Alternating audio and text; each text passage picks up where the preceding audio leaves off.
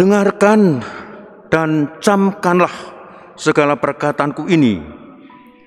Anak manusia akan diserahkan ke dalam tangan manusia. Ia akan dihina, ia akan disiksa, ia akan disalibkan, ia wafat dan dimakamkan. Inilah sekurang-kurangnya untuk kedua kalinya. Untuk kedua kalinya Yesus berkata kepada para murid bahwa Dia akan menderita sengsara. Para bapak, ibu-ibu, saudara-saudari yang terkasih, Desember akhir tahun 2021 ini, kepengurusan Dewan Pastoral Paroki, kepengurusan Dewan Keuangan Paroki, Ketua Wilayah, Ketua Lingkungan, Ketua Seksi-seksi berakhir. Masa kerja mereka, periode kerja mereka berakhir. Dan saat ini tim formatur, tim pemilihan untuk itu, pembentukan DPP baru, DKP baru sedang bekerja. Sedang bekerja untuk menyiapkan siapa-siapa yang nanti duduk dalam kepengurusan DPP, DKP, Ketua Wilayah, Ketua Lingkungan, dan juga Ketua Seksi-seksi. Cukup lama, dari awal September sampai menuju kepada kesiapan untuk memberi pembekalan kepada DPP, DKP pengurus yang baru. Maka ketika menghadapi hal itu, saya sering ditanya oleh umat, "Mo, kami mau tahu nih Mo, apa sih syarat-syaratnya dan siapa sih orangnya yang nanti akan duduk di pengurusan, di DPP, DKP, Ketua Wilayah, Lingkungan, Seksi-seksi, siapakah mereka?" Ada juga langsung yang mengatakan, "Bolehkah orang yang selama ini menjadi pengurus dipilih lagi?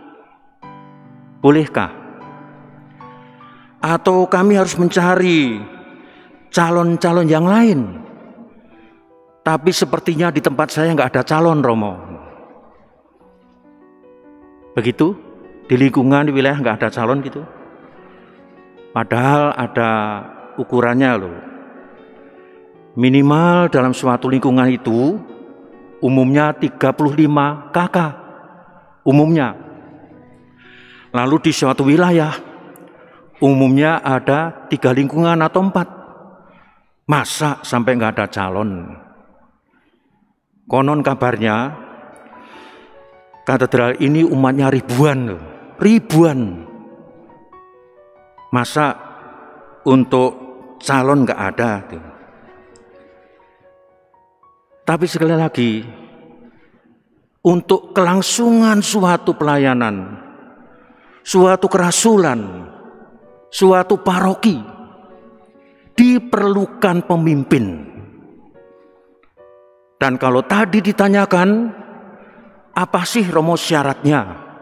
Pemimpin seperti apa yang kita cari?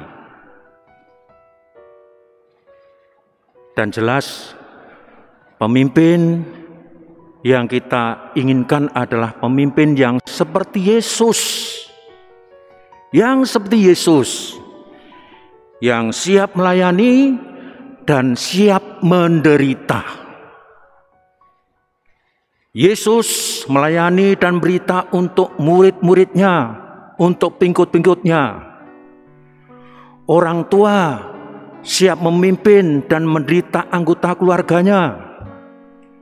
Suami siap memimpin untuk istri dan anggota keluarganya. istri demi memimpin untuk suami dan anggota keluarga. Di mana orang ini diajak untuk siap melayani dan menderita. Ketika saya berbicara seperti itu, sepertinya banyak umat di katedral ini berkecil hati. Kagak minat lah. Kalau gitu ya jangan saya, Romo. Saya nggak tertarik lah duduk di DPP, di DKP, di wilayah lingkungan atau seksi. Lah kamu kerjamu apa? Saudara Romo, saya cukup mendoakan. Saya mendoakan supaya memang orang lain terpilih. Dan memang doanya itu bagus banget, merdu banget. Ya Tuhan, berikanlah katedral ini DPP baru, DKP baru, ketua wilayah baru, ketua lingkungannya baru. Tapi jangan saya, marilah kita mohon. Pasti Tuhan gak menjawab doa seperti itu. Karena apa? Katedral, paroki kita, ya kita yang harus mengurus. Yang harus mengurus. Pertanyaannya adalah, mengapa kita harus takut? Bukankah Yesusmu juga memberi contoh? Putra manusia datang akhirnya diserahkan kepada imam-imam, kepada tua-tua. Dia harus dihina, disiksa, ditolak. Tapi tetap jalan terus demi keselamatan dan penyelamatan. Dan kalau ini semua calon-calon di BPDKP ya, saya beri nasihat nih. Siapkanlah kalau kita memang diajak terlibat. Kenapa? Karena kita ini dibekali. Sekurang-kurangnya saya bisa menyebut ada 4 bekal yang diberikan kepada kita. 1, kalau engkau dipilih menjadi pemimpin dimanapun, contohlah Yesus. Contoh dia. Siap melayani, siap menderita. Jadi kita mengacu kepada Yesus. Lalu yang kedua, kita ini adalah makhluk yang paling sempurna. Diberi penglihatan, pendengaran, pengucapan, hati nurani, akal budi, dan kehendak bebas. Pakai itu semua untuk terlibat membangun gereja. Tuhan membekalimu. Lalu yang berikutnya, kita ini diberi iman.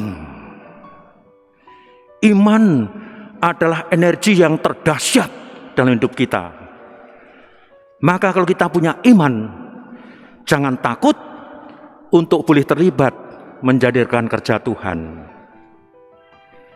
Dan satu lagi, kalau kita betul siap mau terlibat dalam pelayanan gereja, kita punya teman-teman yang baik. Teman-teman yang baik itu adalah tim pastores, romo-romo. Bapak Uskup begitu baik memberi paroki ini 3 romo untuk menjadi teman kita dalam mengelola gereja, dalam mengelola hidup. Ada Romo Haruno, ada Romo Peter, ada Romo Nanang. Kalau kita kurang yakin, tinggal nyebrang, ada uskup, ada vikjen. Nah, kalau kita punya bekal begitu banyak, saya yakin tidak ada alasan untuk takut. Kembali kita melihat sabda Yesus. Dengarkan, camkan bahwa anak manusia diserahkan ke dalam tangan manusia untuk memang menderita, tetapi demi menyelamatkan kamu. Tuhan memberkati.